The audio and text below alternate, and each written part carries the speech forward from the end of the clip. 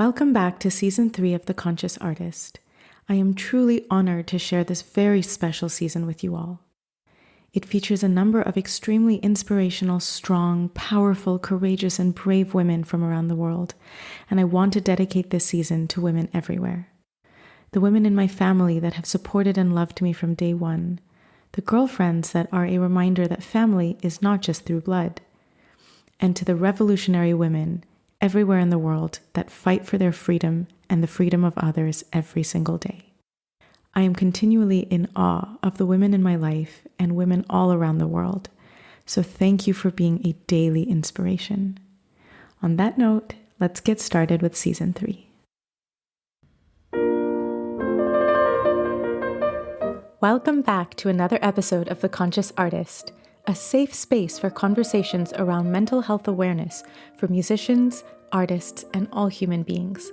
I am your host, Pallavi Mahidara. I'm a concert pianist and teacher, and I am absolutely thrilled that you are joining us today.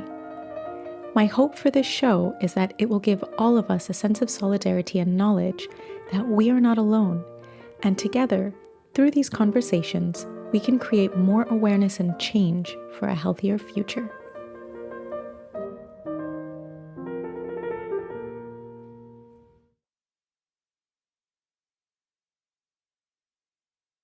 My guest today is a singer committed to changing and challenging how vocal music is perceived, performed, and programmed. She is sought after as a collaborator and creator of a body of contemporary music that defies categorization of style or genre. But today, she is here to share a story, her own story, an experience that pains me to say is unfortunately not unique. Please join me in welcoming Lucy Dhegrae to The Conscious Artist. Lucy, thank you for your bravery and thank you for being here with us today.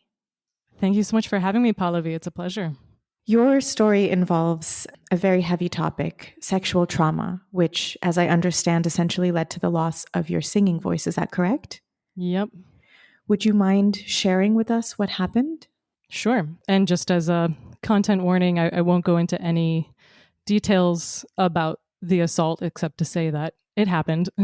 and for anyone else, I feel like every time I hear these conversations, I'm always worried for the person telling the story. And so I will just say I've been working with the organization RAIN, which is a national sexual violence awareness and prevention organization, the Rape, Assault, and Incest National Network.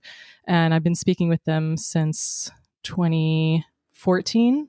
And have obviously been speaking a lot about my experience. So I have a lot of experience talking about it for anyone who's worried at home. So, I mean, with these things, with trauma, there seems to be an epicenter. And then when you zoom out from it, it actually, you realize that there may be many things that are kind of tangled up here. So I will kind of zoom into what to me I think was the epicenter, though when you begin to heal trauma, you're healing you have to go back to all these layers. Absolutely. So when I was in college, it was I think it was almost dead on the 6th week. It might have been the 5th week. I went to a party.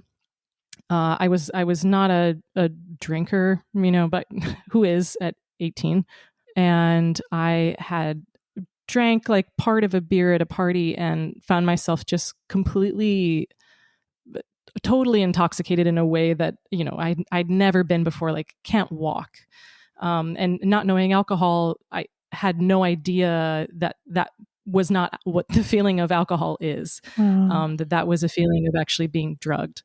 And I was assaulted by someone who was at that party on campus and kind of woke up in the early morning and kind of ran out of there without saying anything. And I remember on my way back to my dorm room, so as a freshman in college at the University of Michigan, just saying to myself, like, that was a horrible experience that I don't want to talk about this to anyone. And making a decision at that point, like, I don't want to let this define me either. And the guy who assaulted me was a student athlete not a, I'll just say, not a main sport. He wasn't a football player or basketball player. I'll just say that.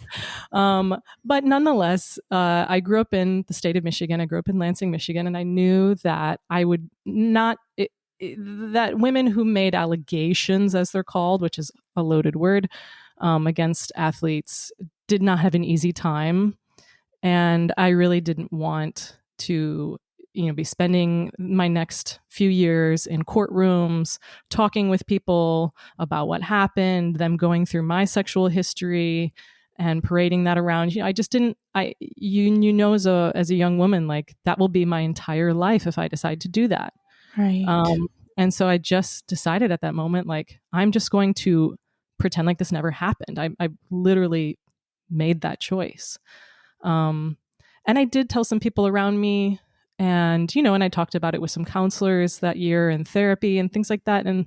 And I just kind of moved past it in my own way. I was drinking really heavily actually my freshman year after that. I mean, that there were a lot of red flags, let's just say.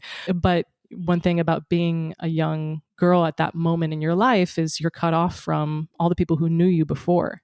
Absolutely. So, I wasn't with all my friends. I didn't know this was a change in behavior. I was totally new to everyone, and there's no one monitoring your grades, your health, your sleep schedule, anything like that. So all college freshmen are vulnerable, not just women. Everyone is vulnerable at that time. And I was a dual degree, pre-med and music at the time. And I really thought that the music degree was secondary. I thought, well, this is just a fun thing I'll do on the side while I learn to become a doctor, or learn my science degree so that I can go to med school. Wow. And over the next 5 years, I totally fell in love with singing and decided that that's really what I wanted to do. And to kind of go back to my voice, I hadn't been singing kind of solo classical music that long at that point. I really started singing, I think it was the fall of my junior year. I would have been 17 years old, I remember. And my piano teacher actually kicked me out of lessons because I was such a terrible student with piano. And so I was kind of like, it wasn't even my choice to take voice lessons. Like, my parents signed me up for lessons with my choir teacher at church. And I loved him, so that was totally fine and great. And I thought singing lessons were really easy, and I did some competitions and I was doing well. And I didn't realize at that time that I had this really amazing range and this big voice. Like, I had this high coloratura stuff, as well as kind of some darkness and some power, and it was very impressive to people. And I was kind of like, okay, whatever. And as I went on at the University of Michigan, I lost that top range kind of slowly. It just like kind of went down and down and down. And by the time I was done singing there, my voice was totally broken. Like, it not how it had sounded when I started. It got better in some ways, but it was very shaky. There was a lot of tension, like something was not right. And at the same time, interestingly enough, I had actually been studying my voice and kind of measuring its progress with an electrical engineering and acoustics engineering professor whom I loved. And I was also really deep in kind of the laryngology aspects of singing and was really studying all of that stuff. So I was very kind of in tune with the changes of my voice and was aware that they were happening, but kind of didn't really know why. I had you get scopes as a singer. A scope is someone kind of, you can think of like a telescope, and they're looking down your throat at your vocal cords. And I had been scoped a few times, and because I had kind of gotten into a hard spot with my voice, meaning I felt like I overdid it. My vocal cords felt swollen, and all singers are so worried about getting one thing called nodules. Everyone who's ever watched like a TV show or who knows about Adele or anyone who knows a singer, pretty much everyone has heard of nodules. And nodules are very easy to see on a scope. You look down from above and you kind of see little bumps. They look like blisters on your vocal cords. and they're very easy to see. And so I was getting scoped because I thought, oh my God, I must have nodules, because that's the one thing that can go bad with your singing voice. And no one ever saw them, not even close. I did not have nodules. And so it was I ended up kind of gaslighting myself about what was going on, because, you go to the doctor, something's going wrong. They look at your voice, they say, your voice looks fine. And you're like, okay, I must be crazy, Right. Um, Yeah. so I just kind of kept going with singing. I loved singing. And I still love singing, I will say. I moved to Vienna and I worked with a teacher there. I moved to Chicago. I was in Chicago for a year and a half or so.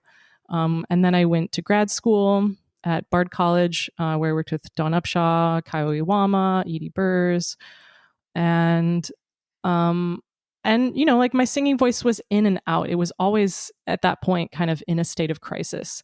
And 2012, I moved to New York City, and fall of 2013, which is 10 years after I was assaulted, 10 years after I began as a freshman.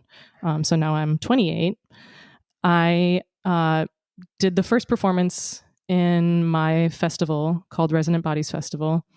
And after that festival, I just couldn't sing.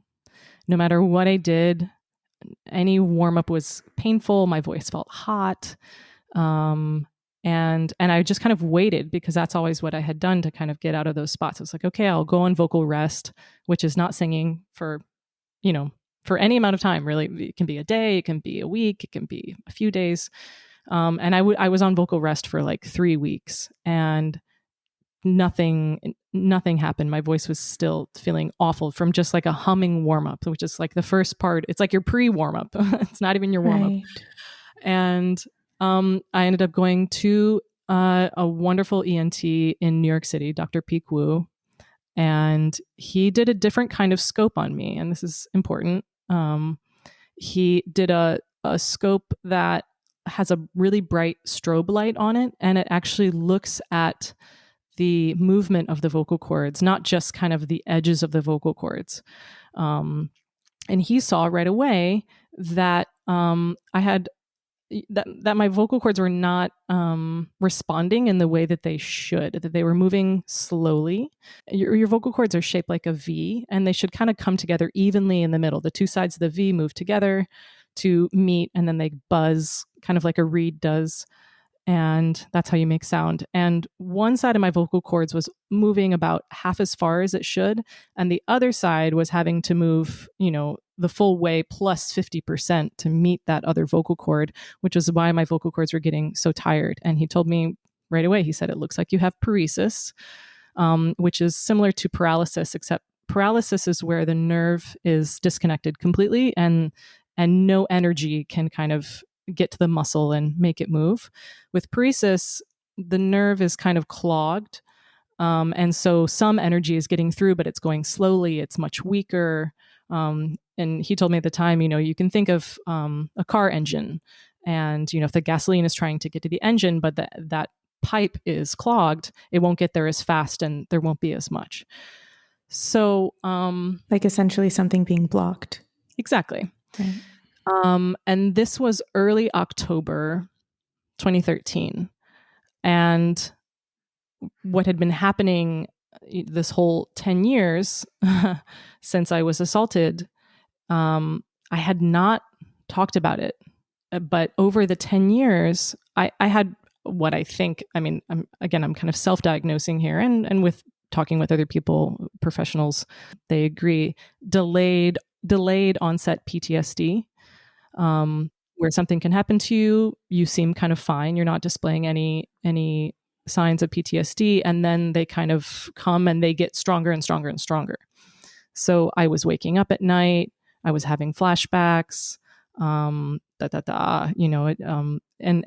obviously it was taking a toll on my voice.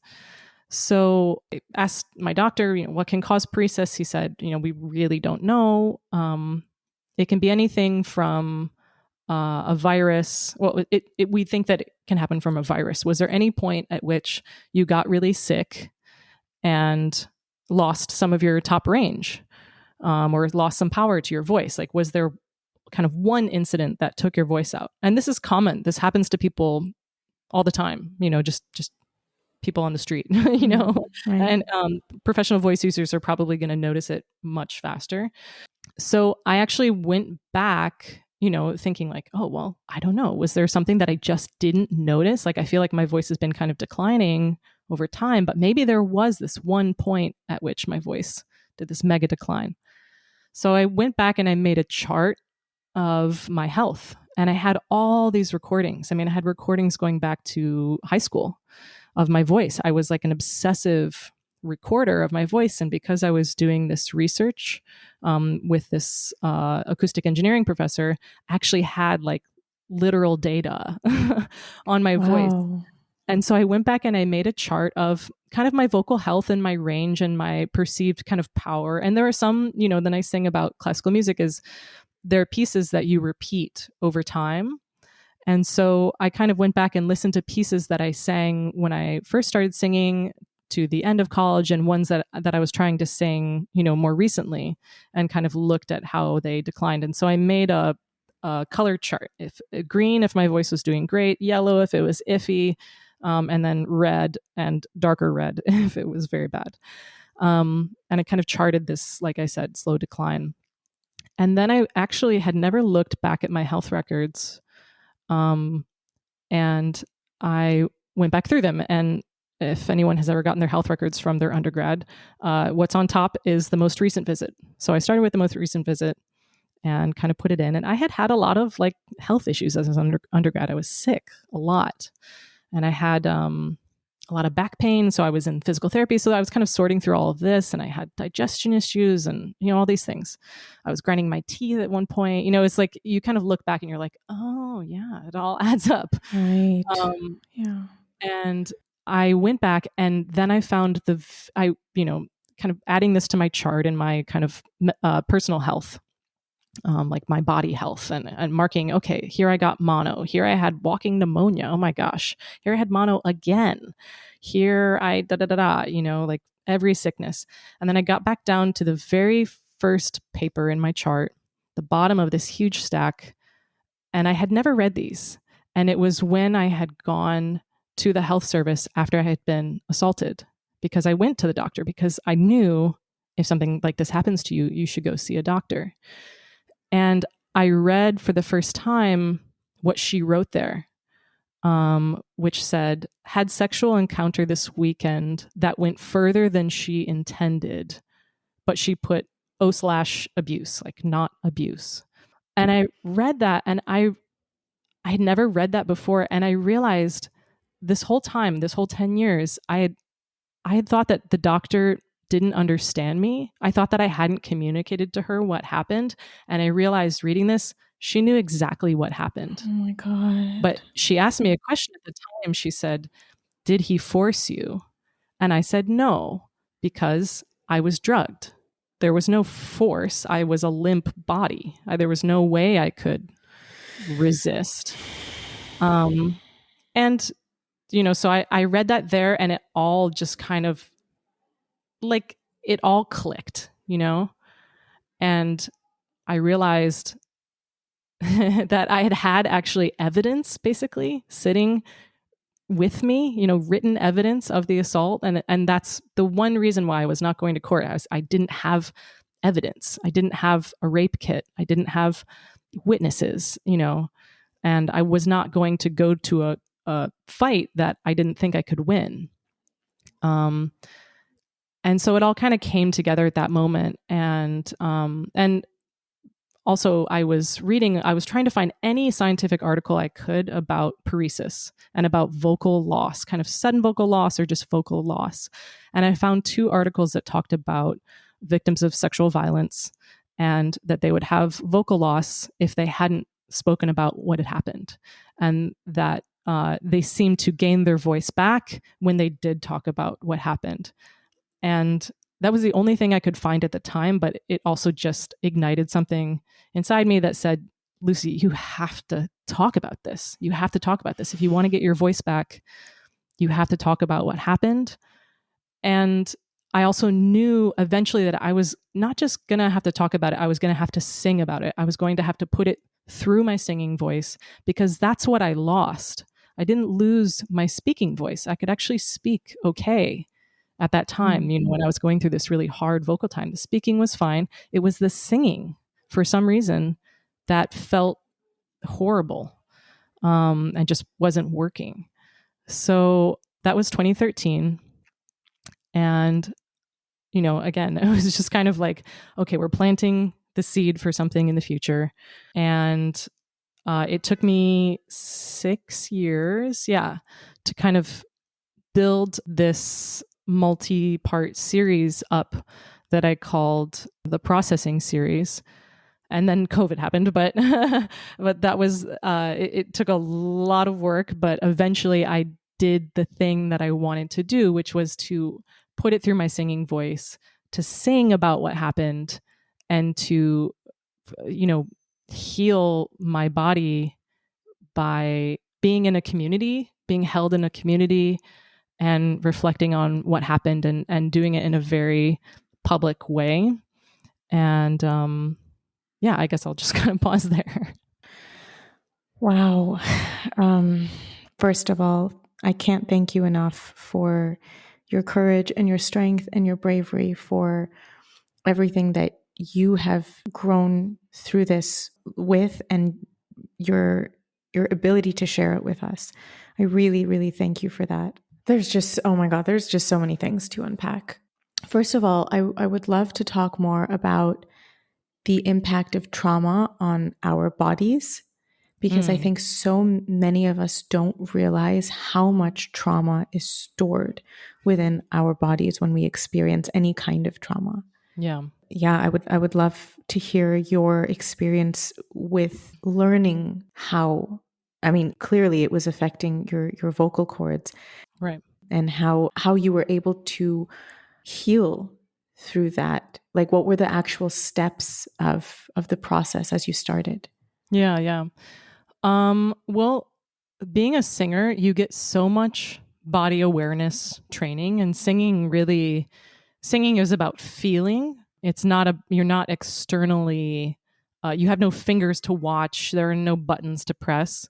The only thing external really that you can put your hands on is your rib cage and your breathing, Right. but it's so much about this inner feeling of what feels good. And when you've experienced trauma, and also I will say that the book The Body Keeps a Score was a huge revelation to me, and I read it pretty quickly after it came out, because my aunt at the time had recommended looking into EMDR, and so I was looking into EMDR, and then I heard an interview on the radio with Bessel van der Kolk, and he was talking about EMDR, and I was like, wow, I should read this book. And I did, and poof, it like changed all of my therapy routes. So I'll just say that. Wow. But what I understand from trauma basically is something terrible happens to you, and we can't fold it into our idea, like our story about how the world works. We can't believe anymore, once this thing has happened, that the world is a safe place.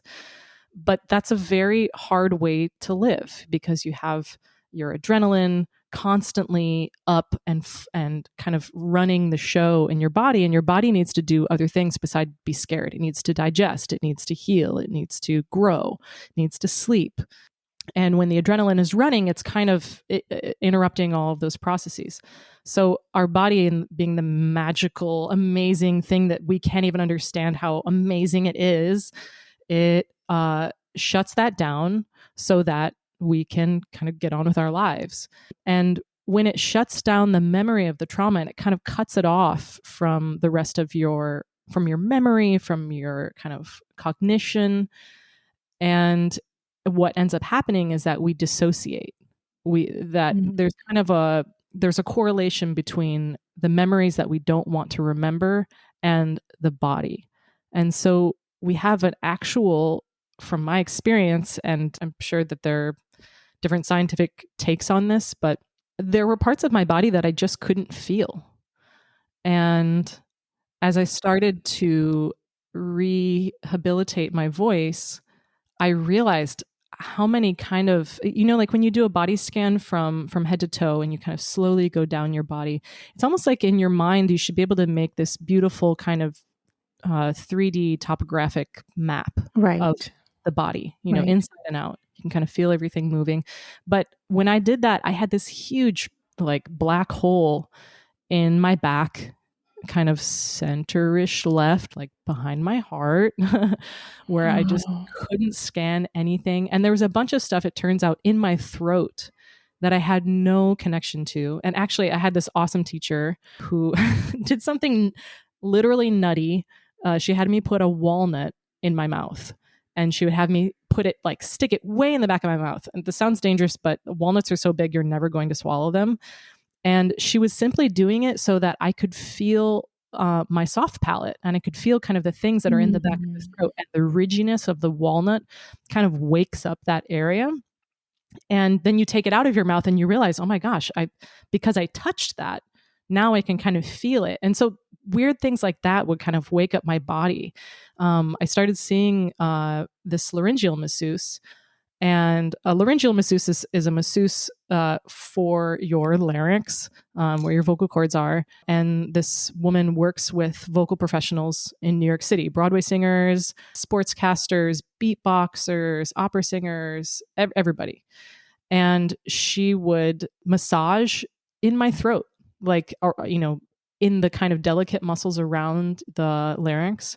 And then she would put on gloves, stick her fingers in your mouth, and massage these really like intricate and intimate muscles in the back of Wow. your mouth. And on my very first massage with her, there was just some point she was massaging and she had done all this stuff, and I just out of nowhere began sobbing. It's like she had unlocked something by going into those deep muscles that, and I just was like, and we talked about it afterwards. She was like, this happens really often in my office. Like, she sees it all the time. Yeah. So, I think, again, our bodies are amazing. We have to respect that they do this service for us. Absolutely. Yeah. They actually make it very hard to access this thing unless you want to access it. You have to kind of go poking the bee's nest to get them to fly out, but your body has actually hidden it in these places that you are probably never going to touch. It's not like it's in your, for me, it wasn't in like the big muscles of my legs or something external where I could touch it. No, but you mentioned earlier that in college you were having some back problems and you were seeing a physiotherapist, and so many health issues are often emotional blockages and trauma. And they say that a lot of whenever we have back blockages or, blockages in our back, lower back especially, it's very much related to emotions. Of course, yeah, yeah. And there's this really beautiful theory by Stephen Porges, who's a medical researcher, called the polyvagal theory. And I won't go into the whole thing, but I really recommend listening to an interview with him. But he talks about the vagus nerve. So the vagus nerve is one of our oldest nerve systems. It relates to, if you go back in evolution, to the part of ourselves that was a reptile, when we kind of Right. evolved from reptiles. Yeah. And in the vagus nerve, you have this shutdown system. And the shutdown is kind of the last set of brakes for your body.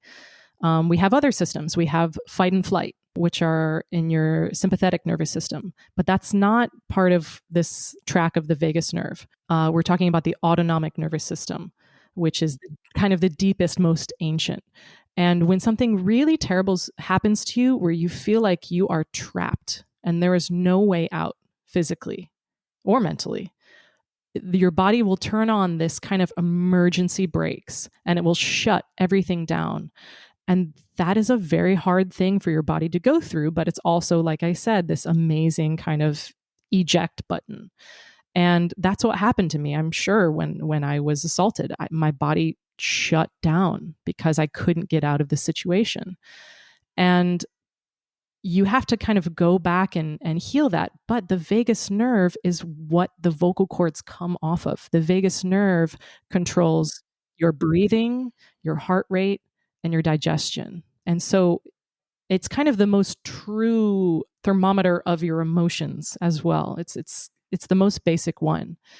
And that's why you can tell how someone really feels when they're speaking, and by looking at their face, because the vagus nerve controls your voice and your facial muscles. And it's a beautiful thing as mammals that we kind of evolved to show how we really feel through our face and our voice. That's awesome. So I had a lot of healing to do there because that nerve had been affected by trauma. And if you're having digestion problems, yeah, almost certainly you have some kind of PTSD issue, some kind of trauma that could be, healed is a funny word. The best word that I found in this whole process was coming into coherence, being a more coherent, coming into a feeling of oneness with yourself and not feeling like you're fractured parts, right? Yeah, because we're never really fully healed, right? It's a never-ending process. Like, because we're always growing, we're always changing, we're always evolving, and healing isn't linear.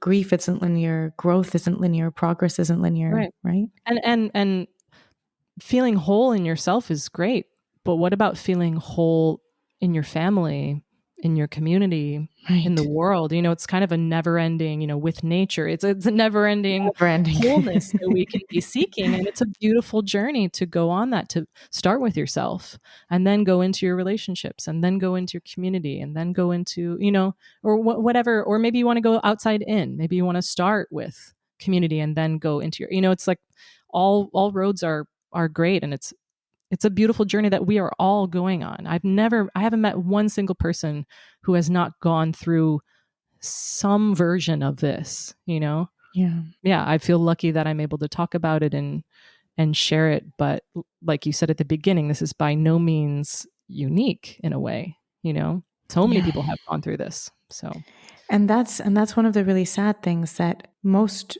I don't even want to use the word victims, because I feel like society, I feel like society has conditioned many to look at victims as weak and powerless. Right. So perhaps that's why they say survivors. But even then makes it sound like you're surviving, not that you've gone through it with the strength that only you could have. Right. You know what I mean?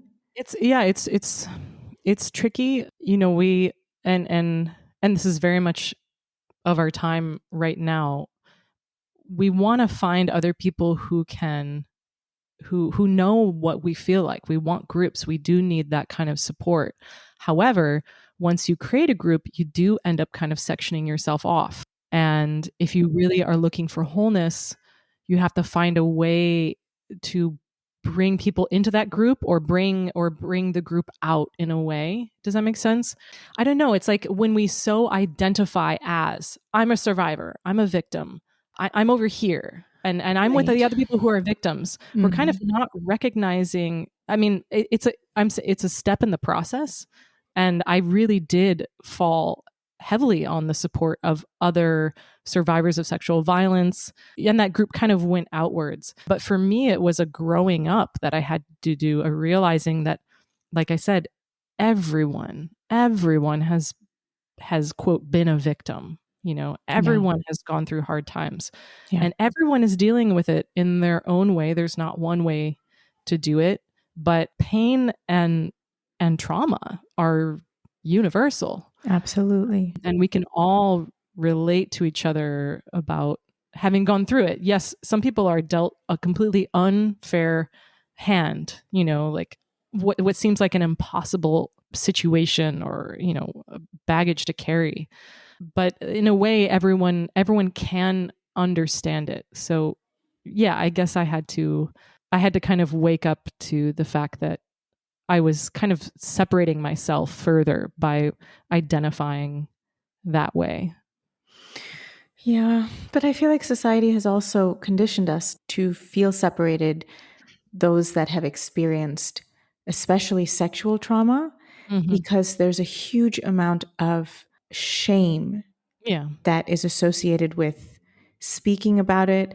And I mean, I was honestly quite horrified listening to what you said that the doctor wrote. Yeah. Because that is I mean, you were even saying that you were gaslighting yourself. I mean, gaslighting is one of the most dangerous and I think traumatizing things that one can experience as a first step. Yeah. Because you are being denied your own reality. Yeah. It's gaslighting is so, it's something that happens also to young people. I mean, it can happen to anyone at any age, but it happens in any scenario, and many times it's unintentional. Right. And who knows, I did actually have an email exchange with her later on as part of my kind of like reconciliation process. And she apologized. I kind of, it's really difficult, right? It's not her fault also, Yeah. like, no, it's not to put blame. Of course, it's not to put blame, but there's a collective looking away that happens. Right. And if you count the number of people who looked away in that situation, like I said, I had mental health professionals look away. I had a doctor look away. I had many other health professionals later on look away when they could have said, what's really causing this? What has happened? Anyone doing kind of a deep dive, except our Western medicine does not equip doctors to do any of that. Yes, exactly. They're not healing root causes. They're healing symptoms, which is Band-Aids. Yeah. And that's what we've taught them to do. And they really do treat symptoms the best out of anyone in the world, but they don't know how to treat root causes. So we really can't go to them for that. But there were friends, there were teachers, there were just so many people who looked away, and I looked away. Right. So like that was also indicative of the time that exactly that we were in, right? I mean, nobody spoke about these things openly in the early 2000s, because when people did, it was questioned, it was ignored, it was challenged. If you didn't have evidence, sorry, this won't go anywhere. Right. Yeah. And it is sad, if you look back, you're like, it's sad that happened. I wish it didn't happen. And yet it has been a portal that I have walked through that has led to so much meaningful living, meaningful connections. I don't know. Life is complicated, but we can all use our pain as a portal to real living, real feeling, real appreciation for being alive, and real aliveness. And there's this journey that we all have to go on for the healing. You have to be hungry for it. You have to want it. And I really, above all else, I will say the thing that I really wanted was to be a good singer. I really wanted to sing with my whole voice. I really wanted to sing beautifully. And I was not going to heal this trauma. My voice, stepped in the way and kind of, it like tricked me to healing this thing. So because it knew what I wanted most, which was to heal my voice, to be a better singer. So just saying that we can't understand why there are things in life that we want, right? We have these drives, and who knows, it's like some people just love the beach. Like they love the freaking beach. They love the smell, the sand, they can't explain it to, like, they just like, yes, everyone likes being in the beach, but they love it. Or people who they love mystery novels. They can't explain it. Like they're just obsessed. They want their whole life to be about that. We're all born with these kinds of drives and obsessions, and some of us kind of more acutely than others, but they are a map to kind of our life. And if we follow them, our life unfolds in these totally unexpected and beautiful ways. And for me, singing was this vein that led to so many other things, and healing trauma has been part of that. And that's led me to being more in my body. And that led me to feeling more and knowing what I wanted and being able to say it and being able to speak the truth, my truth, or actual truth, and not hiding how I felt, and all these things. But you have to be hungry for it. But if you're hungry for it and you hunt it down, I believe you can get it. But wow, I'm telling you, I had to hunt it down. I had to hunt down people who could help me. I had to hunt down teachers who could teach me, because I didn't have a kind of typical voice, though again, no one does. I had to hunt down body people, good therapists. And I'm so glad I did, because I finally really learned how to take care of myself, learned how to feel good, learned how to speak up for myself, And it's not like I was some like fragile flower before, I don't think anyone who has known me in my life would say that I'm shy or that I'm, they know me as a very kind of blunt, going after what I want person. But I had a lot of work to do. And I'm very grateful that I did it.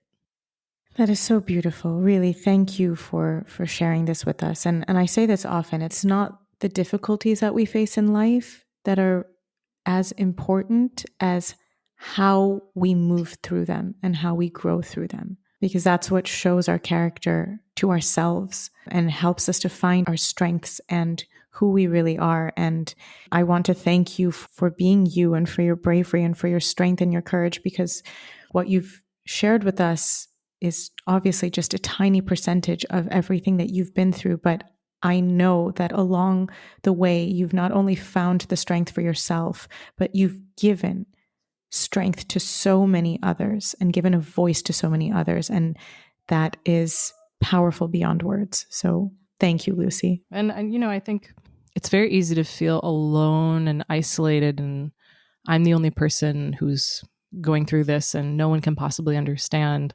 But we also have to realize, like, the way that I think consciousness works, it's not like you're just running like a computer network in your brain and that's like feeding out thoughts.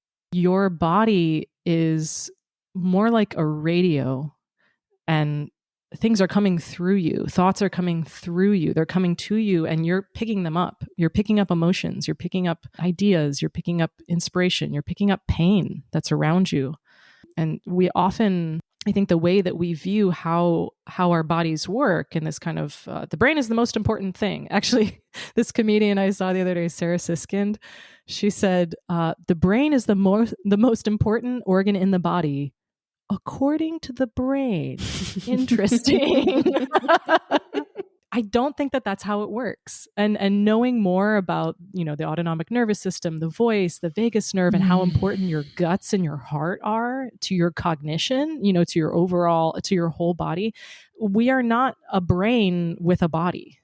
We are more like a network that is taking in information that we can't even perceive what's coming in. And actually, when you look at how the brain works, there are two halves, and there's like this little tiny channel that connects them.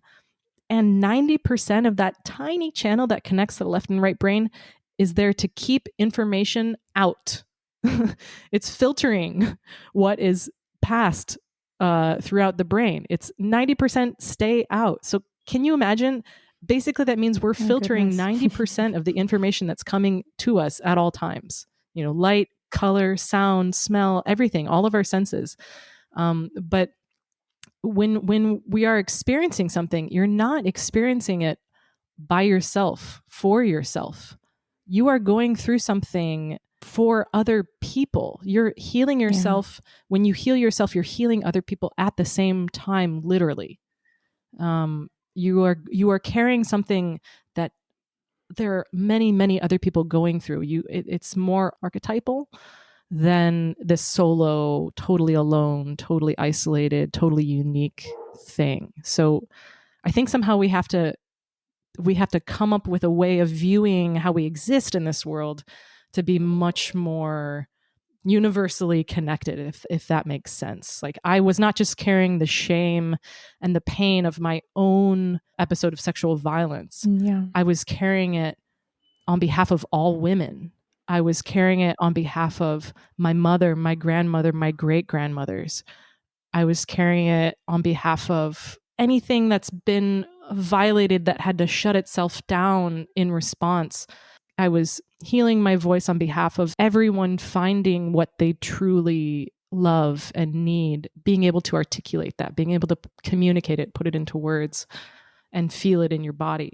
So it's so important that we all go on that journey and that we can kind of tap into each other's, these kind of universal experiences. Collective healing is so real, and you not only carried the pain for everyone, but you carried the strength for everyone as well. Exactly. And you are constantly receiving strength that you don't need to personally possess. Right. You can open yourself and receive it from every, from every atom of the universe. Right. That's my own personal belief, but I just don't think that we are alone in these experiences. And right now, everyone's worried about how the world is going to end up. We're all worried about global warming, the politics, inflation, the recession, the survival. Yeah. This is not a personal thing. It's not personal. We're all holding it together. We're all feeling. It's very much collective. Exactly. So I think that would help us kind of come together and as artists also to kind of speak about it in a collective way. You have to speak about it from your personal standpoint, but that's kind of our job is to be alone on stage, but then tell everyone, hey, we're actually all here together. Right. We're all having this experience. It's me having it, but we're all having it.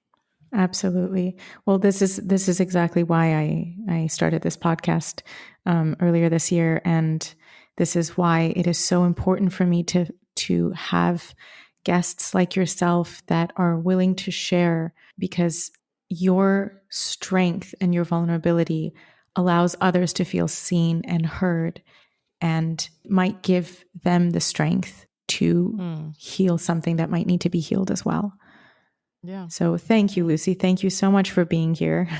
Thank you so much for having me. It's been such a pleasure to talk to you. And thank you so much for making this podcast and giving everyone the space to tell their stories. And it is such a needed service, and it's extremely healing for me to be able to share my story. So thank you so much for that. Thank you all so much for listening. I am truly grateful for the support from each and every one of you. If you would like to submit any questions or topics for us to address on the show, you can send us a message on our Instagram page @consciousartistpodcast. Help us to spread more awareness by sharing this episode with your friends, your colleagues, your teachers, and your students. And don't forget to subscribe wherever you get your podcasts. Sending you all so much love and strength to tackle this week, and we'll see you next Monday for another episode of The Conscious Artist.